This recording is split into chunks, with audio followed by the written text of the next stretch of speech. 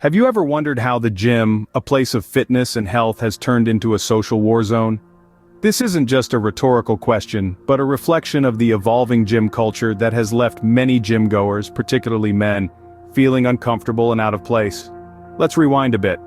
In the past, gyms were seen as sanctuaries for fitness enthusiasts, a place to pump iron, run a few miles, and leave with a sense of accomplishment.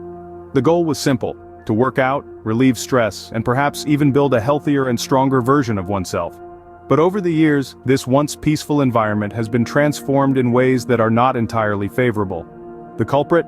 A shift in gym culture that has turned these health centers into a battleground of sorts, with men often finding themselves on the defense. A key part of this transformation is the change in women's behavior and attire in gyms. It's not uncommon now to see women in skimpy workout gear, bending over in suggestive ways, and while there's nothing wrong with women expressing themselves through their clothing, it's the aftermath that's causing a stir. Men, who simply glance in the direction of these women, are often accused of staring inappropriately. Some women have even gone to the extent of setting up cameras, capturing these glances and using them to publicly embarrass these men for views and attention. And when complaints are made, gym owners, in an attempt to avoid controversy, often side with the women without fully assessing the situation. This one-sided approach has left many men feeling targeted, leading to a growing discomfort that's now more palpable than ever. No longer is the gym just a place to work out.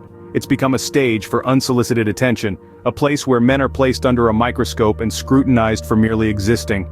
This is far from the peaceful sanctuary it once was, and it's causing a significant shift in how men perceive and interact with gym culture. But now the gym has become a stage for unwanted attention and conflict.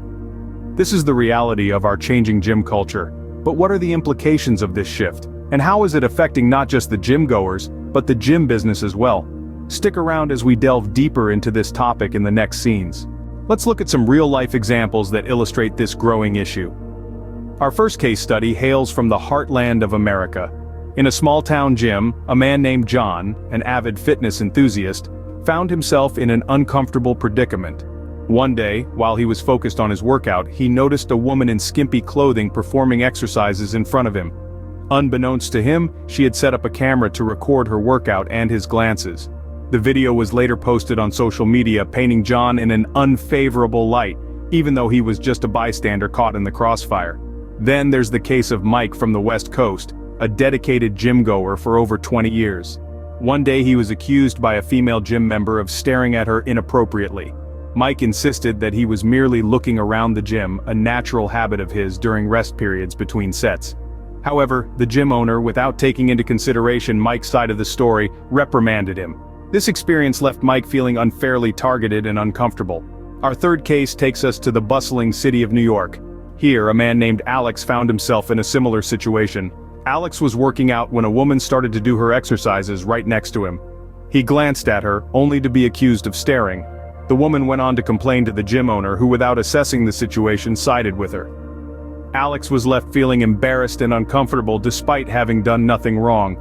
These are just a few examples, but they reflect a broader pattern. Men are finding themselves in awkward situations, often due to misunderstandings and assumptions in the gym environment. This, coupled with the rise of social media, has escalated these incidents to a public platform where men are being shamed and embarrassed.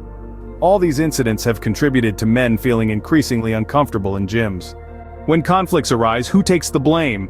This is the question that has been plaguing many gyms across the country.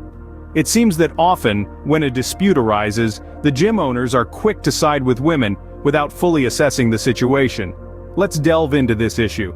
Consider this case study. A gym owner in a small Midwestern town was confronted with a dispute. A woman, let's call her Jane, complained about a man whom we'll call John, who she claimed was constantly staring at her during her workouts. Jane had set up a camera to record her workouts, which also captured John's glances in its frame. She presented this to the gym owner as evidence of her discomfort. The gym owner, without looking into the matter thoroughly, immediately sided with Jane. John was reprimanded and warned. He felt humiliated and misrepresented, and he wasn't alone. Similar situations were unfolding in gyms all over, where men were being blamed without a fair assessment of the situation. Let's pause and think about this for a moment. Yes, it's crucial to create a comfortable environment for all gym goers, But is it fair to automatically blame one party without evaluating the situation objectively? The gym, a place once seen as a peaceful haven for men to work out, has become a battleground of blame and discomfort. Men are being trapped in situations where they are deemed guilty before proven innocent. This approach not only stains the reputation of innocent men but also creates an atmosphere of tension and fear. Men are now thinking twice before setting foot in a gym, apprehensive of the blame they might face. The crux of the issue lies in the lack of impartiality. Gym owners need to understand that men are paying customers too, and their comfort and dignity should be as important as anyone else's. Siding with one gender over another without a thorough investigation is not the solution. It only further polarizes the situation and creates an environment of distrust and resentment. Such biased handling of conflicts further exacerbates the problem. It's high time we started addressing this issue openly and impartially to restore the balance and peace in our gyms. What happens when men start boycotting gyms? It's a question that's starting to echo through the fitness industry as more and more men feel uncomfortable in what used to be their sanctuary. The gym, once a haven for those seeking to improve their health and physique, is becoming a place of discomfort and unease for many men. The reasons are multifaceted. Some men feel unfairly judged or accused when they are merely working out and keeping to themselves.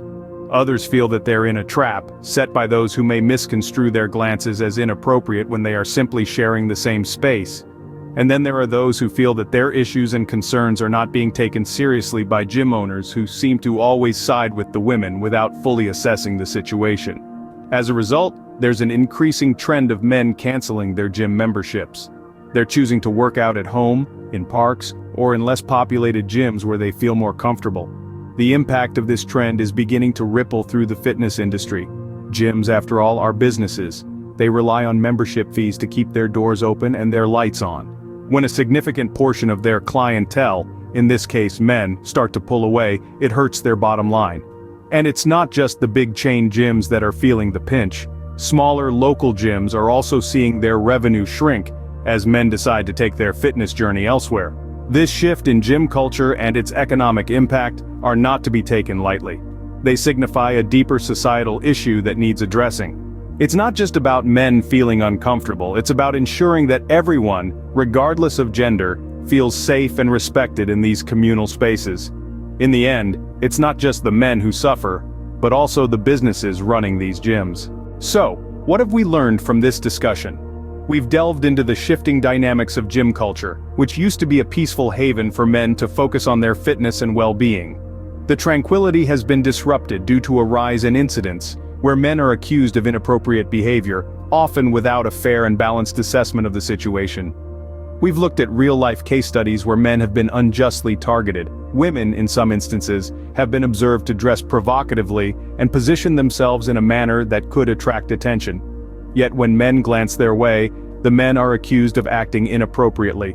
Some women have even gone to the extent of setting up cameras to record these incidents, not with the intention to address a genuine concern, but rather to gain views and attention on social media platforms. We've discussed the blame game, where gym owners, in an attempt to maintain a safe space for their female clientele, often side with the women without investigating the full context of the complaint.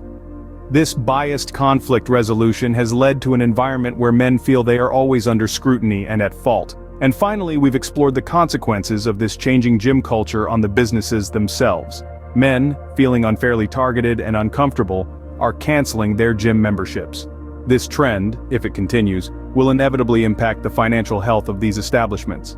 After all, men are paying customers just as much as women are, and their patronage is vital for the ongoing success of these businesses. In conclusion, the aim here isn't to point fingers or stoke the flames of a gender war. Rather, it's to highlight a problematic trend and encourage a dialogue. The gym should be a sanctuary for everyone, regardless of gender, where they can focus on their health and well-being without feeling judged or uncomfortable. While the gym should be a place for everyone to feel comfortable and focus on their health, it seems there is a growing need for a change in culture and attitude to restore harmony.